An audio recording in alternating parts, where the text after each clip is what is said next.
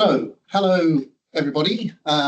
Welcome to the Crawley Borough Council Green Technology Business Grants Programme webinar. My name is James Rule. I'm the project manager for this programme. I'm an associate at Carbon Limiting Technologies, and we manage the delivery of the Greentech business grants for Crawley Borough Council.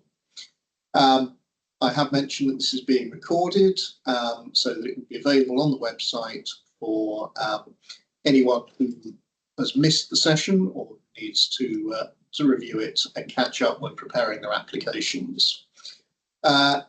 Please can you stay on mute unless you are asking a question. We will break several times as I run through the presentations for questions. But if you want to drop them into the chat, my colleague Melody will be keeping an eye on the chat, so we pick those up as we go along, make sure we don't miss any. This will take just under an hour, depending on how many questions. And the next slide shows the agenda that I'm planning to run us through. So a little bit about the background and eligibility for the grant programme. An overview of the different grant tiers and the actual application process itself. Then I'm going to take us through the detail of the application form and the scoring criteria that goes along with it, so that everyone can see the questions that they're going to need to answer and how those questions will be marked.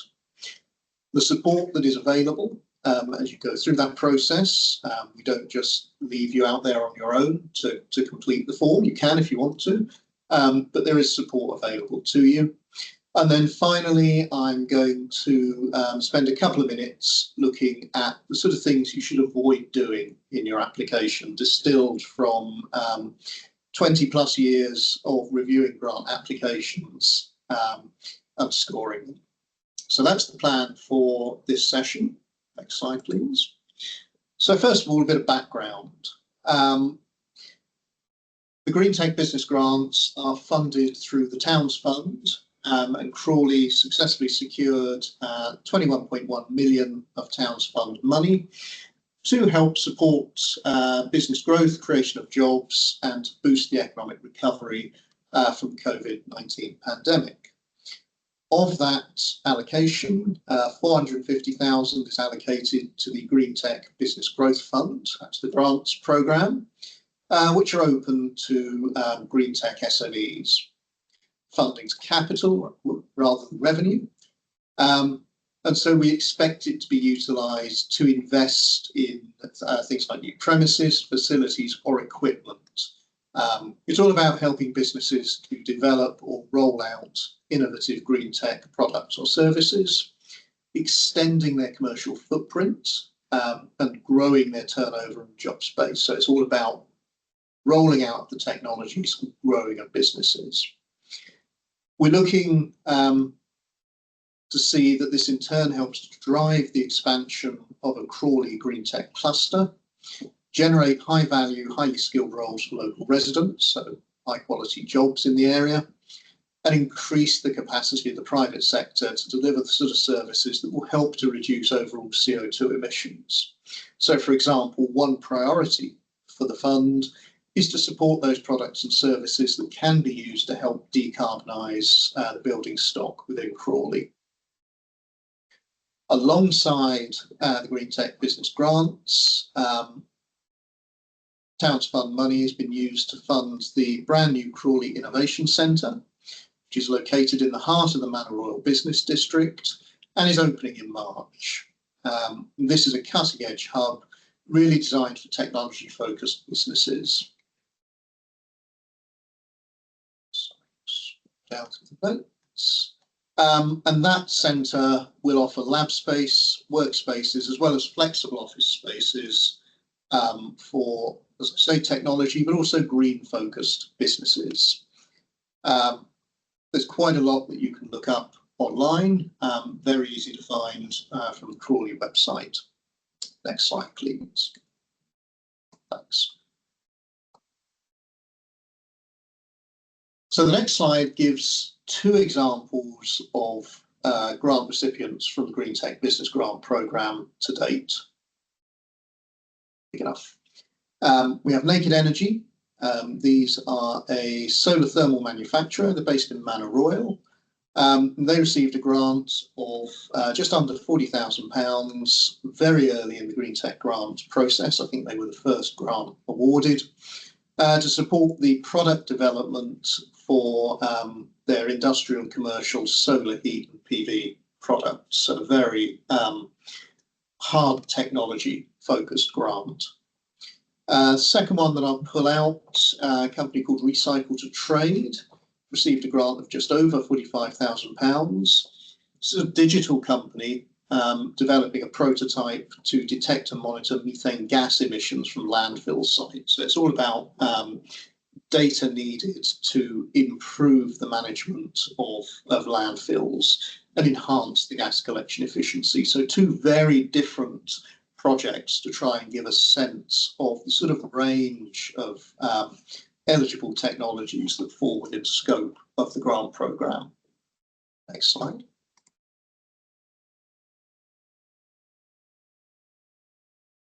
So, going into the detail of what is eligible, what can be funded under the Greentech Business Grants, it's quite important to note, first of all, as I said in the introduction, this is capital funding. Okay, the grant funding is capital, it's not revenue funding. So that means that effectively you're buying things with the money. So it could be new premises, facilities or equipment, essentially anything that is capitalisable in your accounts. So if it can be recorded on the capital side of your balance sheet, then it's going to be an eligible cost for Greentech business grant application. It can't be any kind of capital spend. It has to be focused on the sort of innovation and the development of new Greentech products or services. Okay, so both products and services are in scope for the grant. It has to focus on extending the commercial footprint of the business, so growing the business. Hence, local authority councils looking to see growth in turnover and jobs as a result of receiving the grant. And within your applications, you will be expected to set out what impact you think the grant will have. So how the turnover and jobs of the business will grow as a result of receiving the grant. So on the next slide, we set out the essential criteria. There are two types of eligibility criteria. Essential being the ones that an applicant must have, and desirable being the ones that we would like the applicants to have as many as possible of. And you'll see there's a longer list of those on the next slide. In terms of essential criteria, applicants need to either be based in Crawley or moving to Crawley, so that at the point of receiving the grant, you have a Crawley base, and you need to intend to remain in Crawley for at least 5 years. So being Towns Fund money, there is a very clear geographical focus on Crawley. Applicants need to operate within the Greentech sector and demonstrate how the grant would deliver business growth. So that's fairly straightforward, given the detail in the last couple of slides. The grants are open to small and medium-sized enterprises, so SMEs, and they are covered by the UK subsidy control regime under the minimal financial assistance allowance. So what that means, there's much more detail in the guidance for the scheme, but an SME can receive up to £315,000 of minimal financial assistance support over the current and previous 2 financial years. Okay, so as long as receiving this grant does not push you above that £315,000 threshold, you're fine to receive the grant. And there's questions about that in both the expression of interest document and the application document. Okay, slide please. So the next slide, much busier slide, I'm afraid, is the desirable criteria. I don't plan to run through all of these. They're all set out in the guidance notes, which is available on the Greentech grants page of the Crawley Borough Council website. But effectively, this is the sort of things that we are testing within the application form. So, for example, having a strong track record of business growth and performance, having a very clear plan for what you want to do with the grant, as long as a very clear indication of what the return on the grant investment would be. So from our perspective, that's jobs created and safeguarded, and the level of business growth, so increase in turnover and GVA that you expect to achieve. The only other one that I would probably pull out is the requirement for a clear business plan under the business development grants tier. You do not have to have a business plan at the point of application, but it's much better if you do, because if you don't, the question will just come back, please provide a detailed business plan covering your grant project and the operation of your business. All of this is about testing the planning and effectively assessing the likelihood that both the grant project and the impacts from it will be achieved. Next slide, please. So the next slide is the what can't you do section, the things that are out of scope. So businesses that are not in the Greentech sector are out of scope. So that would include any business that is just looking to decarbonise itself. So, for example, I run a business manufacturing, I don't know, polystyrene packaging, for example, and I would like to fit solar panels on the roof to decarbonise. That would not be eligible. It's not a green technology. Large businesses, so any businesses with over 250 employees would not be eligible. As I've said, this is small and medium-sized businesses only. Anyone who's exceeded the thresholds for minimal financial assistance, which I talked about in the previous slide. If in doubt with any of these, please ask the team.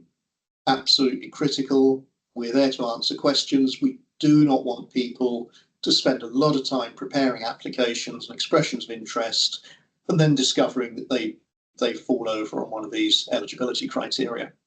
If in doubt, please ask us. Non-Crawley based businesses, as I mentioned, unless there is adequate evidence that they're in the process of relocating to Crawley.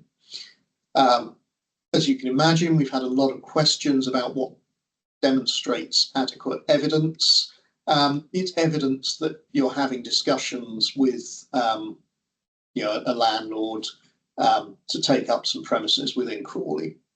This could be, for example, a copy of the heads of terms that you have with a landlord, or some kind of evidence of an ongoing negotiation. It's important to note that at the point the grant is awarded, you do need to be based in Crawley. So you need to be based there. And businesses that don't have a clear or demonstrable plan for expansion will not be eligible. The grant is all about growing and bringing these innovative technologies through the development process and into market. If you haven't got that plan to do that, you haven't got that plan to grow the business, you're not eligible for this programme. But again, if in doubt, talk to the team here, contact us, and we'll be happy to help. Next slide, please. Thanks. So, in terms of eligible grant applications, the guidance notes gives a fairly long list of things that are in scope. I don't intend, again, to run through this list. Apologies, it's quite wordy. Effectively, we're looking for things that develop products or services. So this can be specialist activities, the various different inputs that are needed, so prototyping, testing, or the things that you need to prepare for a product launch. That could be associated marketing type costs, as long as they are capitalisable. Alongside that, we have the specific hard costs, land, buildings, premises, fit out, machinery, which can include digital and software. Again, this is something that if you need it to develop your innovation and you can capitalise it in your accounts, it's an eligible cost for the programme. And also elements of research and consultancy and design services. So there's quite a broad range of activities that can fit within the grant programme. Again, if in doubt, please contact us and we'll be happy to advise on eligibility of your activities and areas of expenditure. There are a few things that the grant cannot cover. As I've said, it's a capital programme, so any revenue expenditure is out of scope. We can't cover overhead expenditure. So in terms of premises, that's things like rent, rates, utilities. We can't cover salaries, stock, professional fees that are related to your ongoing business activities. Anything that is related to current activities, so not a new or innovative product, would not be eligible. And we absolutely cannot cover interest payments on debt in any way, shape or form. And the last point, which is one that I always put into these types of presentations, we cannot cover the costs of creating your application for a grant under this programme. Next slide. Slide now on procurement, which is worth noting, it sits under the sort of eligible, ineligible activities.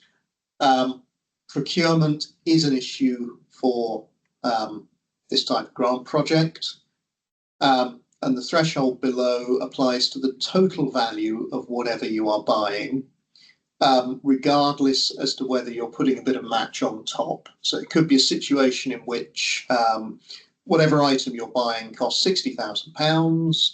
The maximum grant you're seeking from Greentech Business Grants is £50,000. You're putting the rest in yourself. It's the £60,000 cost of that item that judges how you treat the procurement, not the grant contribution. So fairly straightforward. Evidence of value for money provided for anything less than £19,999. And it's fairly flexible what that evidence of value for money looks like, preferably a quote or two. 20,000 to 499,999 is 3 written quotes from 3 different suppliers who are unrelated to your business, please. And anything above 50,000 is an open tender with advertisement, so a proper procurement process. Same for goods and services and works, although I do notice there's a slight discrepancy on the works numbers there, which I will check. It is clear in the guidance notes. The only other thing I would say is just to flag that the Procurement Act 2023 comes into force on the 24th of February this year, so 13 days away from when this is being recorded. Amongst the many things that the Act does, it changes the way the thresholds are applied to the value of things that you are procuring. Prior to the 24th of February, the total value is exclusive of VAT. From the 24th of February 2025 onwards, the thresholds will be inclusive of VAT. If the thresholds used by Crawley Borough Council change as a result of this, we will update the guidance notes. So please check online for the latest version of the guidance notes. But as of 24th of February, these thresholds become inclusive of VAT. I will pause there and see if anybody has any questions in the chat. Don't feel you have to ask them now. You are more than welcome to email them to greentechbusinessgrants@crawley.gov.uk and we'll be able to pick them up and answer them. Please be aware that we do maintain a frequently asked questions document on the Crawley website, and we will add additional new questions into that document as we receive them. Not sure if there have been any questions. No? Okay. Fantastic. So, just trying to check on the screen, and all I can see is a transcript of what I'm saying. So we shall move on. Please, anyone jump in at any of the question slides if you have any questions. So there are 2 tiers of Greentech business grants available. There's a business startup grant, which is the smaller tier, and unsurprisingly for businesses that are in the process of starting up. These are small grants, maximum value £10,000, and projects can last for up to a year. The latest date they must end is the 31st of March 2026. So that's the cut-off date for this. There is no match requirement for either of the 2 grant tiers. And it is for business startups in the low carbon and green tech sector. So that's businesses that have been trading for at most 1 year. So it is aimed at startup, set up businesses. It's for people who are ready to launch their business, but who have evidence of a very clear business model. So we do require the business to be formed in order to award a grant to it. But proportionately, the level of detail we expect within the grant application, the level of detail we expect within the business plan that we look for is lower than it would be for the business development grant tier, simply because these grants are small, targeted, and aimed at early stage businesses. So the business development grants, the second tier that's available, these are for more established businesses. There's no reason why a business less than a year old can't apply for a business development grant. If they're looking for a grant higher than 10,000, but the business development grant is a more detailed due diligence and examination process. The maximum grant is 50,000. So in light of that, we're expecting more detail in the application, stronger evidence of planning and deliverability. Again, end of the programme, 31st of March 2026, no match required. I mentioned match when I talked through the procurement slide. If you're spending more than the grant awarded, the additional money that you're putting in is effectively match, and we'll ask you to report on that. But if you're spending less than 50,000, you will receive 100% of the grant requested.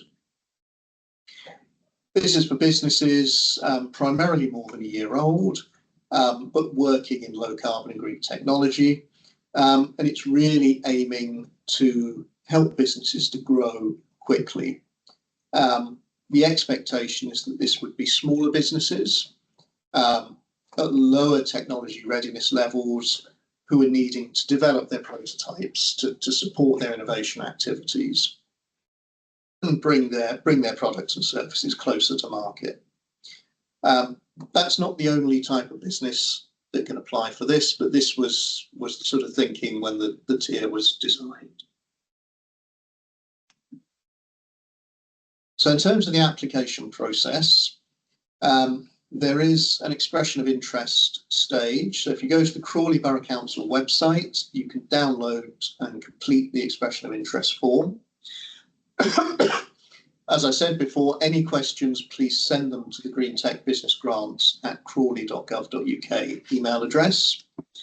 The expressions of interest are submitted online. It's an online form, and they are assessed by the team, and we come out with any clarifications on the expression of interest. So that's just to ensure that we understand what you're looking to do, that you meet the eligibility requirements, and that you don't go to the effort of completing a full application when you're going to fall down at one of the eligibility issues. If you successfully pass the expression of interest stage, we will then invite you to the full application stage. So we send you a dedicated link so that you can access the online application form. You also receive a named business advisor from within the team who will be able to answer questions. They're effectively your first point of contact. And they're also able to review a draft application to make sure you haven't missed anything out, to try and identify any key issues that are likely to be stumbling blocks later in the process. You then complete and submit the application. It's an online application again, along with the supporting documents. We'll see when we go through the application form, there's space to upload things like quotes, copies of business plans, those sort of things. And you'll receive an email that confirms that we've received your application. After that, your application will drop into the assessment process. So the top part of this process reflects the last thing I said on the previous slide. There's then an eligibility check where we run through, we check that everything is still in line with the expression of interest and that any changes haven't changed the eligibility judgment. We do understand that things change between expression of interest and full application. But we need to be sure that it hasn't made a project application ineligible. And we'll come out to you if there's anything missing. So if there is no business plan attached, we'll come out and ask for a copy of that. There's then an assessment process carried out in line with scoring criteria, which is set out in the guidance notes, and a quality assurance review of that scoring. So it's assessed and then the scoring is reviewed for accuracy. The application and all the supporting evidence then proceeds to the grant panel. The panel members receive everything, including the assessment document, ahead of the grant panel with enough time to review it. And each application will be discussed by the grant panel during their meeting. The panel then makes a decision, it's the penultimate box. They can either approve an application, in which case you're notified and you progress to a grant offer letter. They can reject an application, in which case feedback is provided. You are able to reapply, but you would have to ensure that you address the feedback from the panel. Or the panel can defer an application.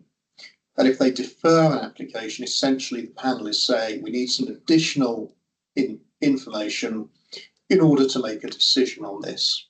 So if an application is deferred, we will then send out the queries that need to be resolved back to you as the applicant, and you then submit those back to us. We'll set a clear deadline of a week or a couple of weeks, depending on the complexity of the queries.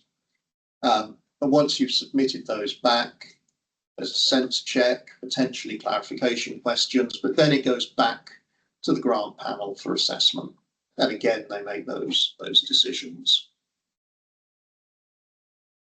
Pause there again for any questions on the overarching process.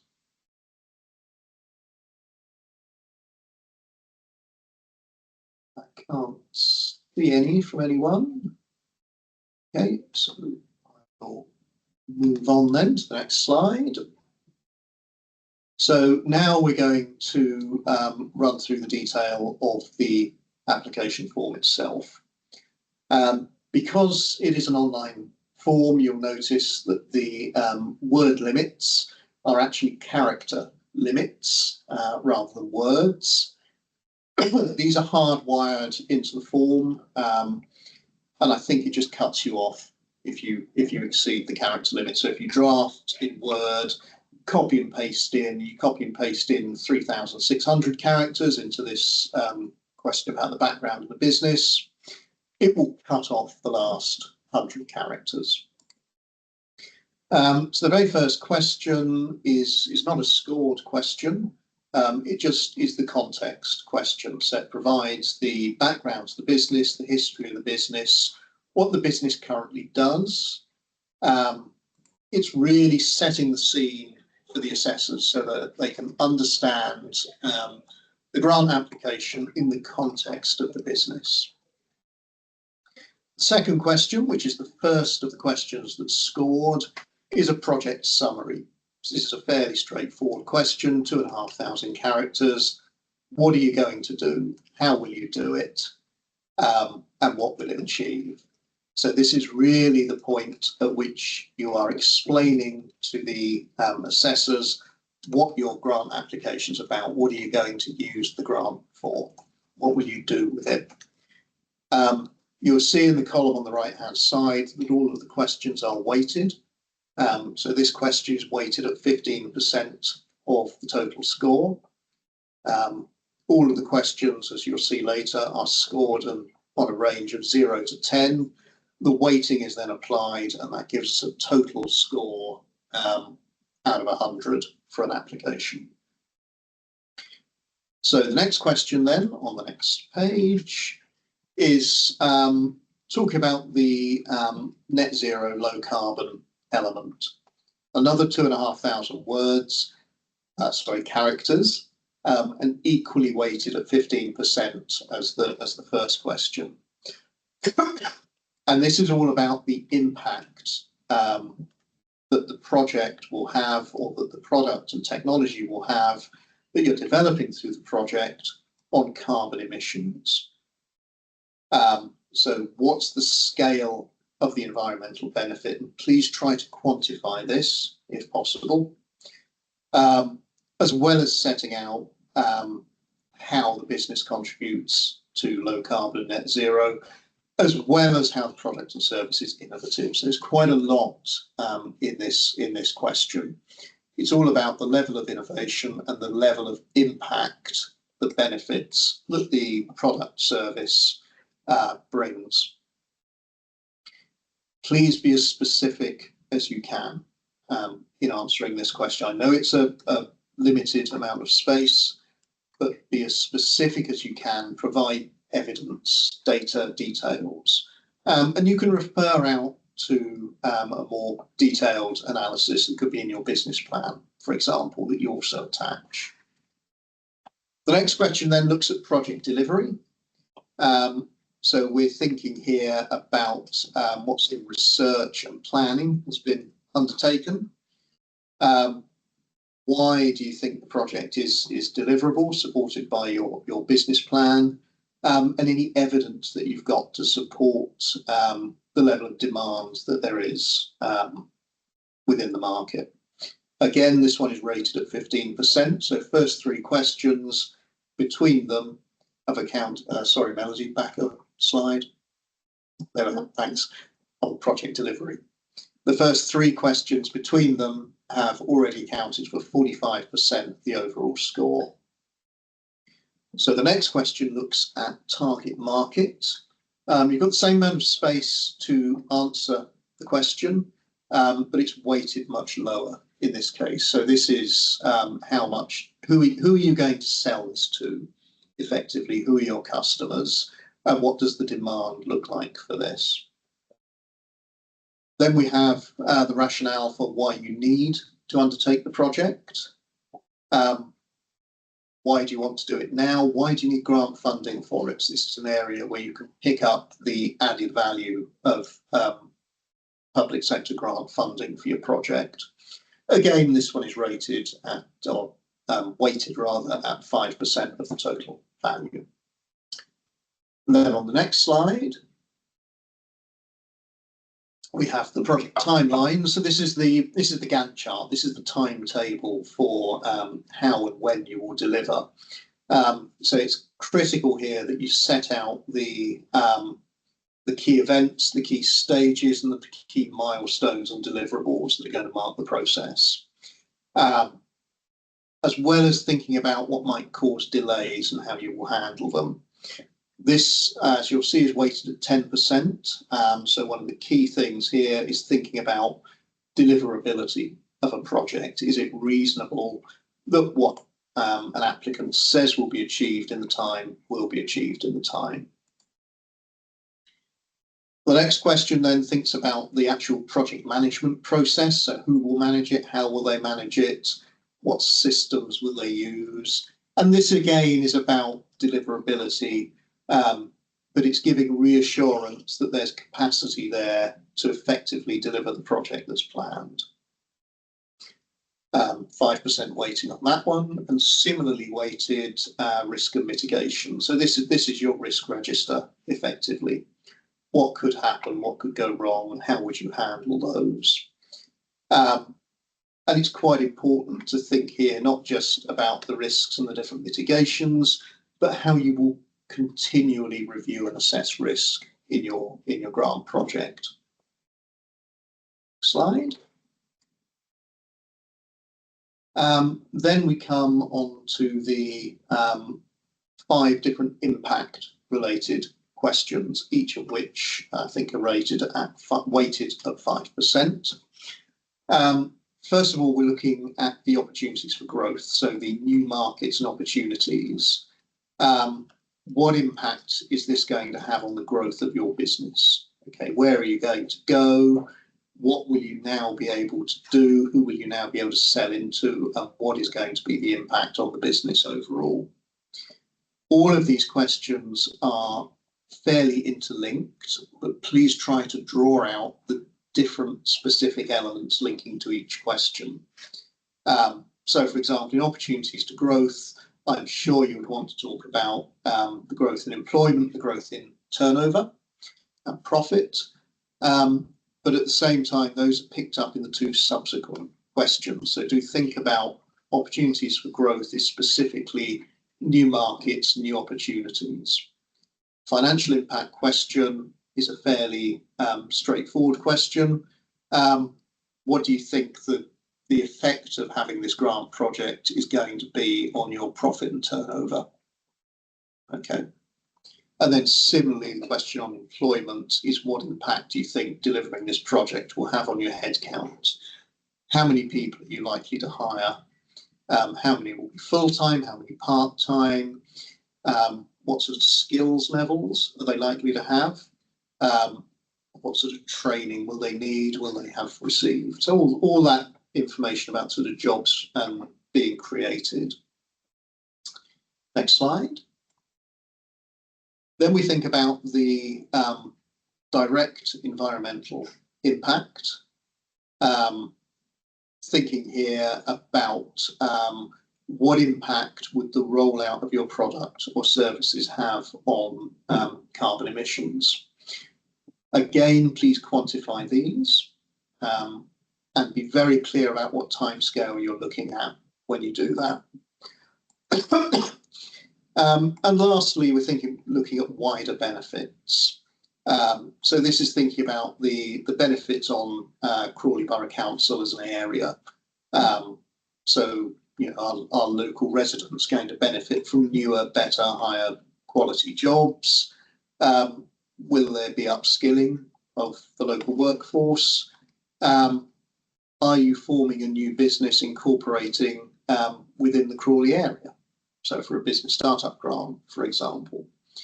And also for bigger businesses applying for this, thinking about how hiring and procurement activities take into account things around diversity and social value.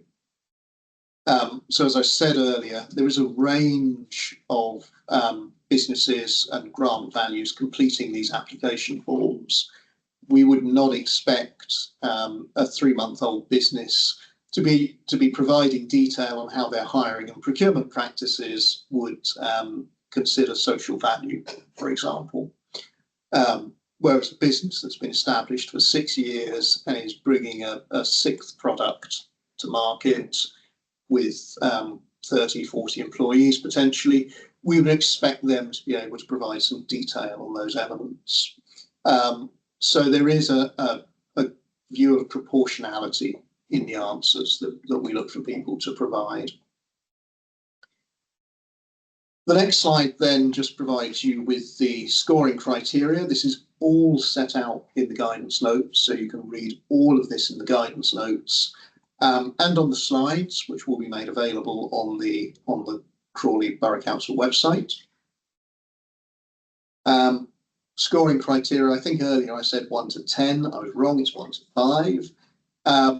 but the scores run from unacceptable, so does not answer the question, or question not answered, all the way through to excellent, which is, you know, an exceptional response. You know, could not be improved on effectively. And these scores then for each question are entered into a scoring sheet, and the weighting then applied to bring us to a total. Next slide. So I did say we'd pick up on the support that's available. There are detailed guidance notes supporting the Greentech Business Grant programme, as well as a frequently asked question document, which does get updated as people ask questions. There'll be a recording of this webinar so that you can skip through it, and anyone who couldn't make it can review it. Once you've completed an expression of interest, you will have a dedicated business advisor who will be a direct point of contact for you and able to answer questions and give you advice, help and support with your grant application, as well as an email address that you can send inquiries and questions to at any point. More than happy to have an individual conversation with anyone who is interested or considering making an application to the scheme. And similarly, as I say, we offer the bookable advisor slots. So a conversation with a member of the team for anyone interested in the grant programme. Pause there and see if anyone has any questions this time.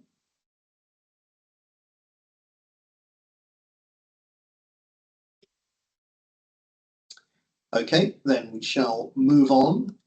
The last section of the webinar just focuses on what to avoid, the pitfalls from, well, actually now well over 20 years of experience of running grant programmes and assessing grant applications.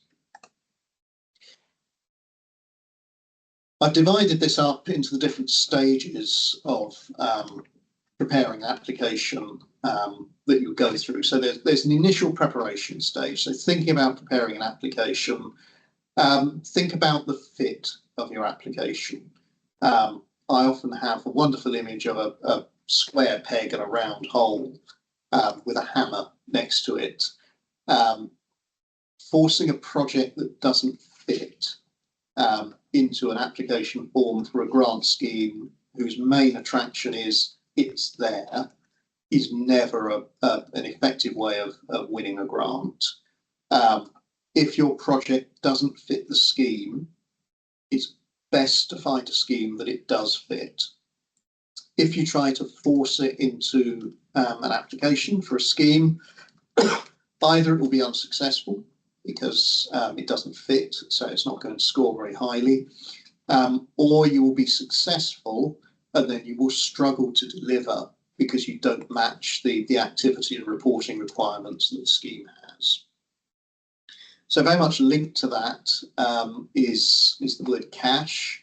Avoid just focusing on the funding that's available. Don't apply for everything just because it's there. Apply for it because it fits the activity that you want to do. Remember that every grant scheme is different, so avoid overconfidence. What I mean by that is there are guidance notes, there's Q&As, there's quite a lot of detail in both the questions and the scoring criteria. So please ensure that you take time to read those and review them. Every grant scheme is different, and if you've done, I don't know, Innovate UK grants in the past, there will be some similarities between the questions that Innovate ask and the questions that we ask, but they are not identical. So copy and pasting is not going to be successful. And the other thing to remember is time. Greentech business grants are always open, so it's an evergreen application process. But we have a final end date of 31st March 2026 for projects, which means that there will be an ultimate cut-off date. That will either be the point at which we have committed the 450,000 in total, or the point at which projects do not have enough time to deliver. And we will publicise that as we come to it. Make sure you draw out the added value of your application. So fly your own flag, blow your own trumpet, any other analogies that I can come up with. Make sure you think about why your application adds value to the grant scheme. So what is the scheme looking to generate? We've talked a lot about this screen, or I have, this scheme looking to generate a Greentech cluster within Crawley, bringing products to market, growing GVA jobs within the Crawley area. So think about how your project addresses those areas. Try to avoid optimism bias within that. It is always better to be unsuccessful with realistic numbers for outputs, so turnover, jobs, etc., than to be successful with extremely optimistic forecasts that a funder then chases you to deliver. So try to avoid optimism bias, try to be realistic. And then similarly with timings, try to be realistic with your timings. Think about what can go wrong in your project plan. This is why that's a higher rated question in the application. Think about what you need. Think about where the contingency time is in your project plan. Where can you catch up if something goes wrong? So in the next slide, think about drafting an application. So we've prepared, we've thought about the application that's going in when you're drafting it. Avoid putting it off because you will end up rushing. Avoid not checking. It's always important to check an application for even simple things, spelling errors, typos, that sort of thing. I always say that no application will be unsuccessful because there are typos in it. But at the same time, it's important to remember that an application with potentially some critical typos might not say what you think it says. Word, I've noticed, has a horrendous habit of auto-correcting things to words that don't make sense in the context. So make sure you have that time to check it. And also, errors within an application are just a red flag to assessors. They wonder how much effort really went into the application. Make sure you don't miss anything out. So think about all of the questions that are being asked and make sure you answer all the elements of them. And avoid disagreeing with the question. So what I mean by that is where somebody answers the question that they would have liked to have been asked, rather than the question that has actually been asked. I don't really want to tell you about the market. I want to tell you more about the benefit to the customer if they take my product on. If the question is about the market, that's what's being scored. So make sure that you have time to check and ideally recheck.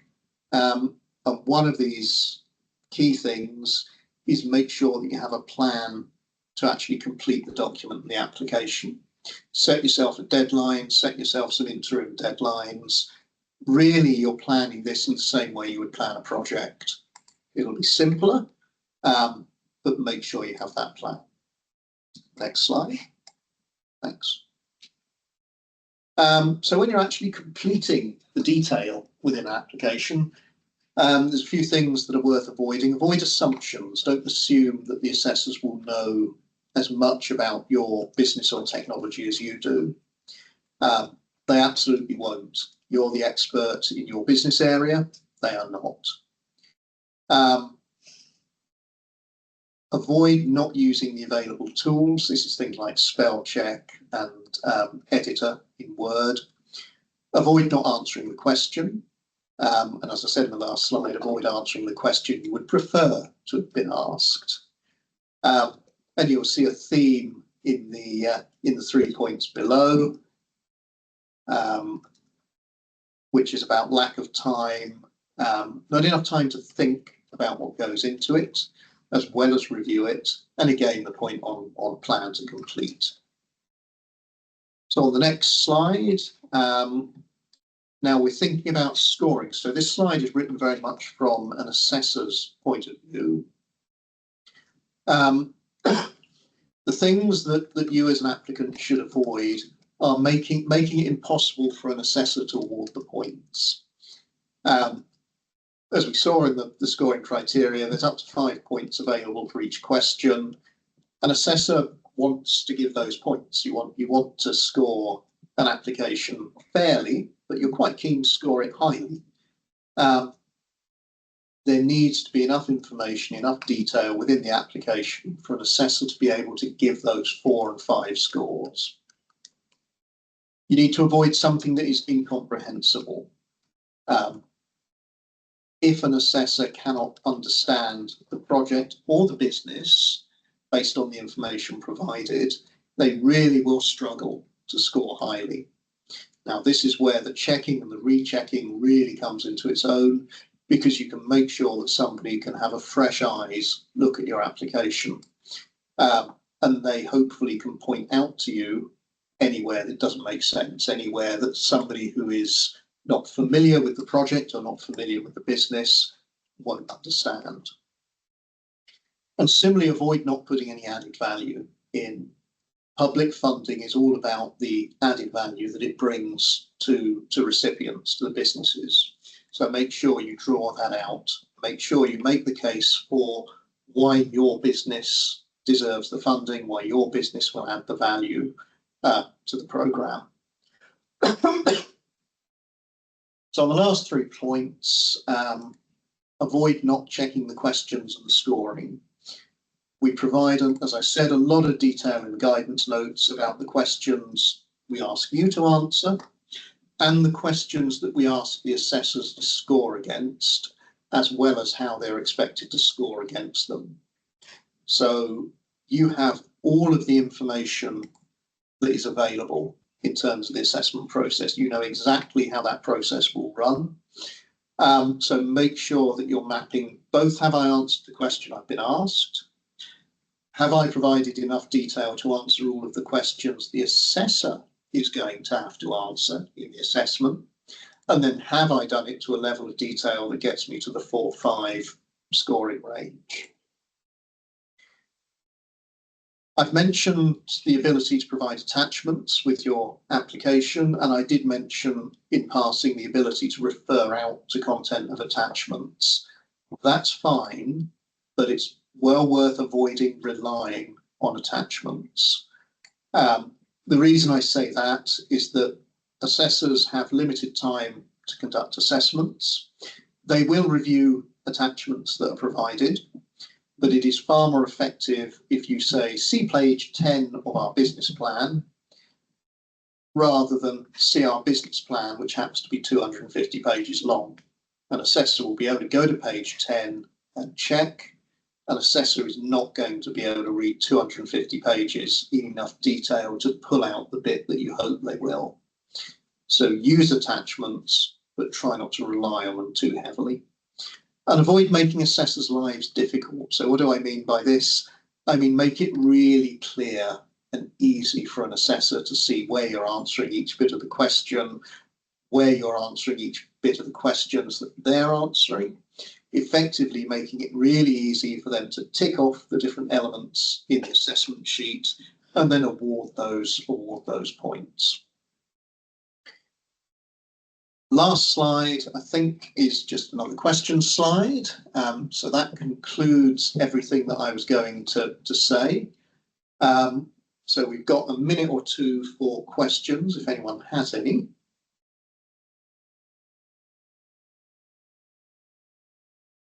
Can't see any in the chat. So if anyone has any questions, both those on the chat and on attending today and in the future, please email them to greentechbusinessgrants@crawley.gov.uk. And thank you everyone for your time.